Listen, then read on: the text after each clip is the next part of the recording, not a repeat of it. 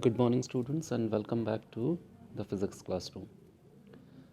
According to Newton's first law of motion, a body moving uniformly along a straight line would continue to do so unless an external force is applied on it.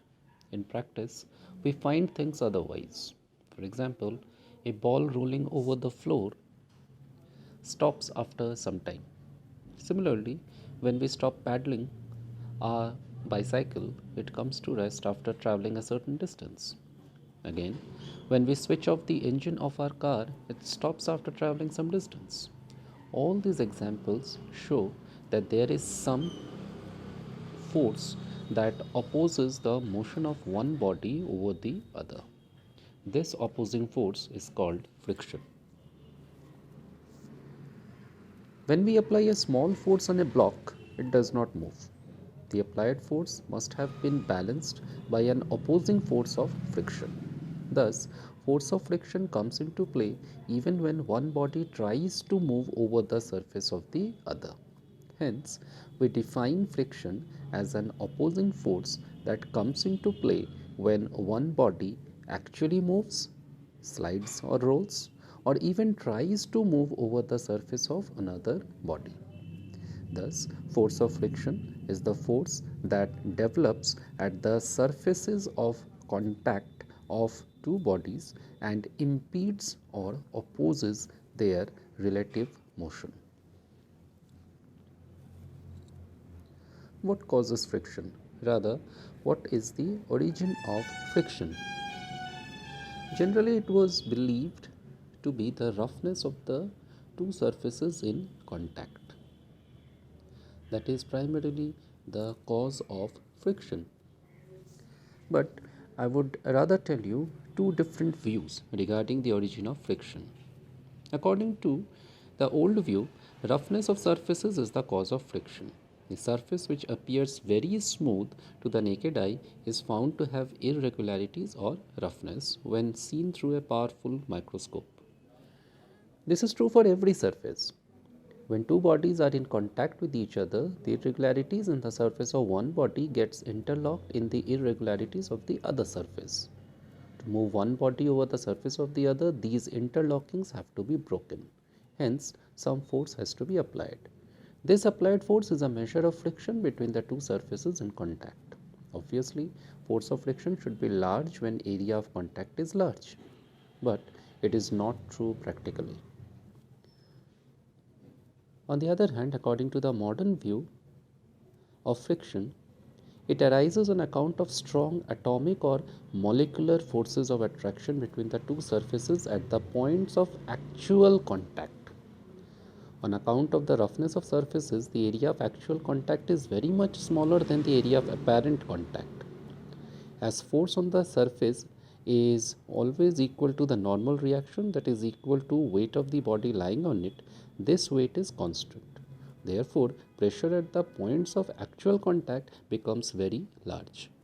Due to this, molecules of the two surfaces at the points of actual contact come very close to one another and exert strong attractive molecular forces on one another. These forces almost weld the surfaces and prevent relative motion between them. This is the cause of friction. So, according to the modern view, friction will be independent of the apparent area of contact. Further, when surfaces in contact are extra smooth, force of adhesion between them will increase tremendously, resulting in the increase of friction between them. We can have friction into two types. External friction, which arises when two bodies in contact with each other try to move or there is an actual relative motion between the two. The external friction is also called contact friction. The second is the internal friction, which arises on account of relative motion between every two layers of a liquid, which is commonly referred to as the viscosity of the liquid. External friction is of three types: static friction, limiting friction, kinetic friction.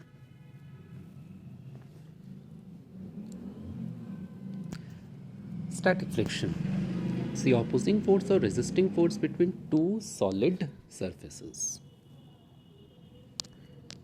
Let us consider a block of weight mg lying on a horizontal surface. When a body presses against a surface, you can consider the example of this particular block. You may consider its weight to be equal to mg. It is lying on the surface. When the body presses against a surface, the surface deforms even it appears to be rigid. The deformed surface pushes on the body with a normal force, that is R.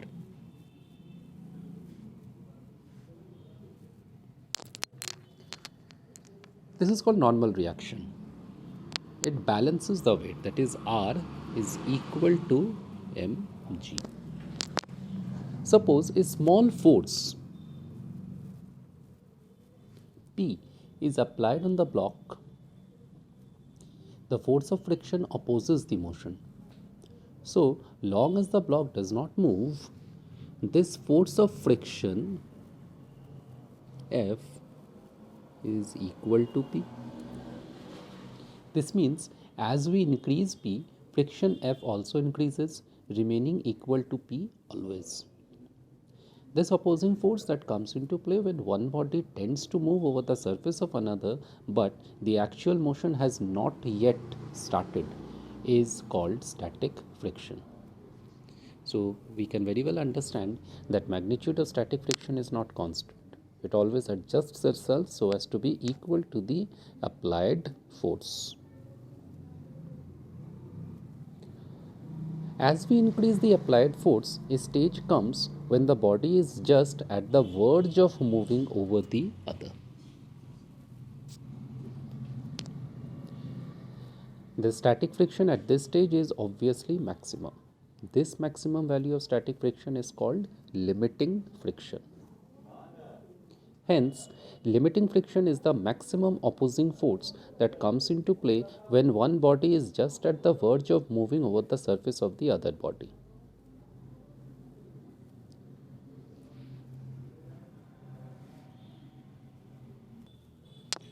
Let us consider an example for understanding the concept of limiting friction in a much better way.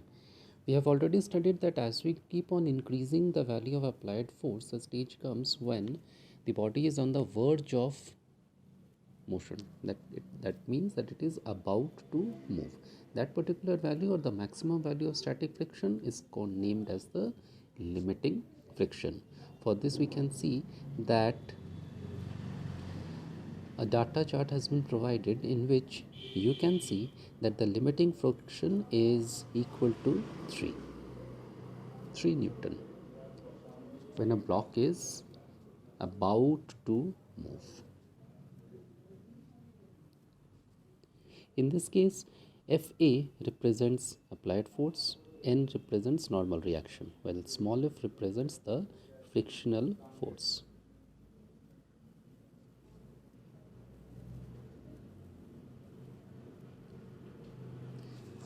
Let's talk a bit more detail about the self-adjusting nature of static friction. This means that neither the magnitude nor the direction of force of static friction is fixed. Both these things adjust themselves according to the applied force. As we were discussing in that example, that unless the block starts moving, the applied force was equal to the frictional force. So force of static friction is always equal to the applied force. When we change the applied force, the force of static friction changes accordingly. Further, the direction of force of static friction is always opposite to the direction of the applied force. For example, when we try to move the body to the east, force of static friction is to the west, and we try to move the body to the north, force of static friction is to the south. Thus, static friction adjusts itself so that its magnitude is equal to the magnitude of the applied force and its direction is opposite to the applied force. Hence, we can say that static friction is a self-adjusting force.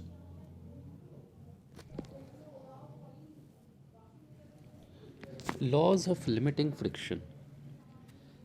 The magnitude of the force of limiting friction between any two bodies in contact is directly proportional to the normal reaction between them.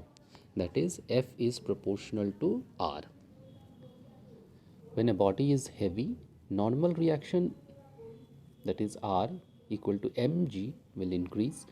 Therefore, friction will also increase. Hence, the applied force or more force needs to be applied to move a heavier body than to move a lighter body. The direction of the force of limiting friction is always opposite to the direction in which one body is at the verge of moving over the other.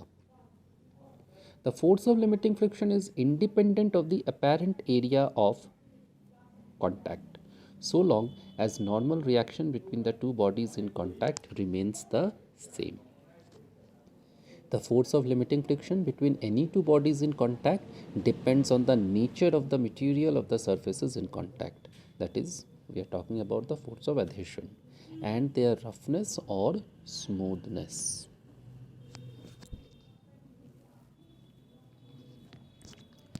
How to find out the coefficient of limiting friction? Now, one such example has been shown in which a block is sliding over an inclined plane, and by writing down the proper equations, we can find out the coefficient of friction, which is symbolized by mu.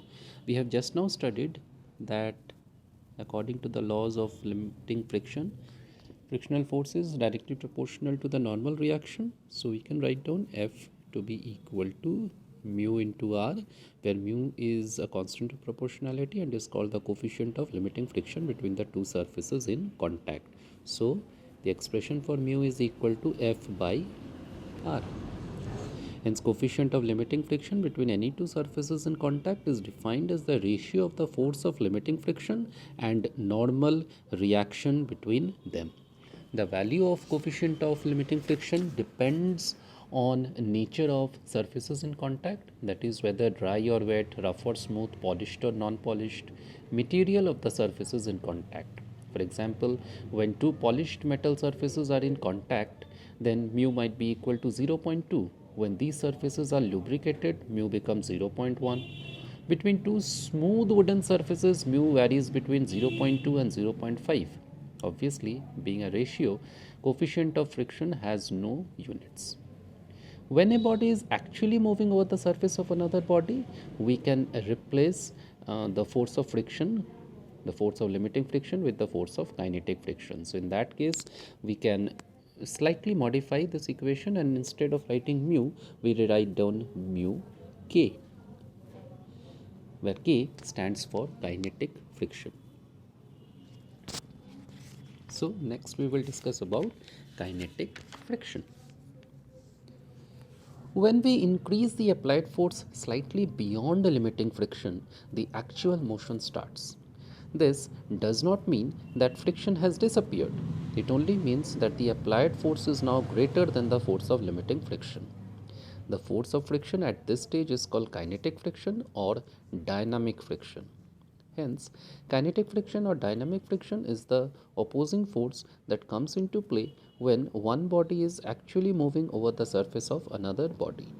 It is found that the force of kinetic friction depends on normal reaction and on quality of finish of the rubbing surfaces. It does not depend upon the area of contact, but the kinetic friction does depend to a small degree on the velocity of relative motion of the bodies. If we plot a graph between the applied force and the force of friction, we get curve of that type as you can see in the picture. The part OA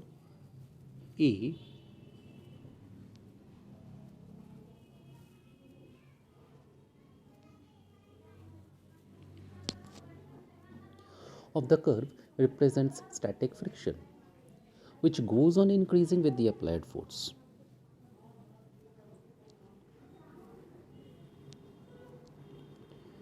At A, the static friction is maximum. This represents the limiting force of friction. Beyond A, the force of friction is seen to decrease slightly. The portion BC of the curve, you can see it is marked as kinetic friction. We have ignored here the dependence of kinetic friction on velocity of relative motion of the bodies. Also, we find that kinetic friction is always slightly less than the limiting friction. If we include rather the speed of motion, then you will find that the graph slightly changes. As you can see, it has been marked that kinetic friction resistance is about constant for some range of speed.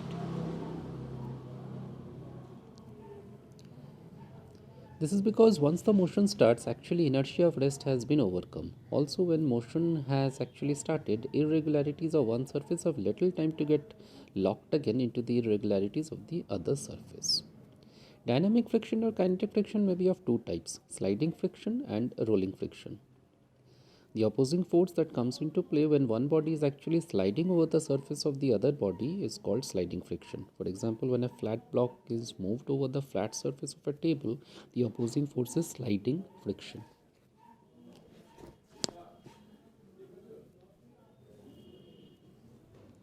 The opposing force that comes into play when one body is actually rolling over the surface of other body is called rolling friction. For example, when a wheel, a circular disc, or a ring or a sphere or a cylinder rolls over a surface, the force that opposes it is the rolling friction.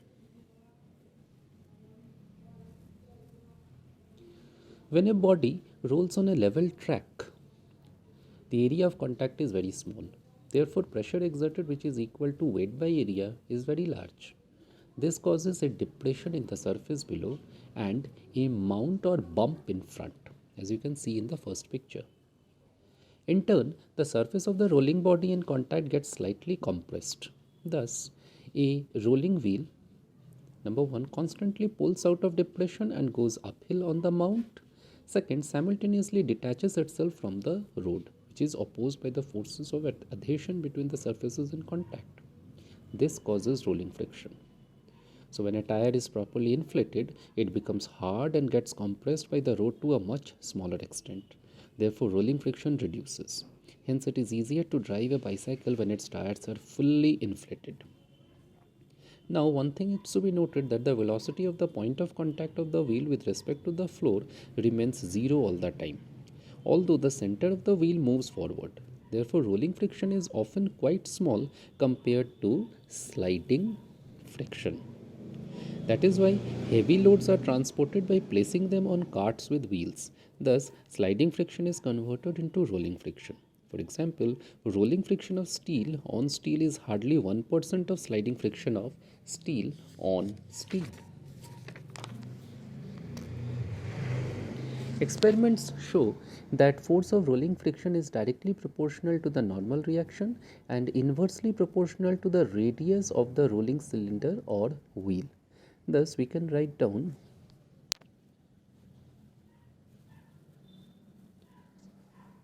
force of rolling friction to be equal to mu r by r, where mu r is coefficient of rolling friction. It would have the dimensions of length and would be measured in meter.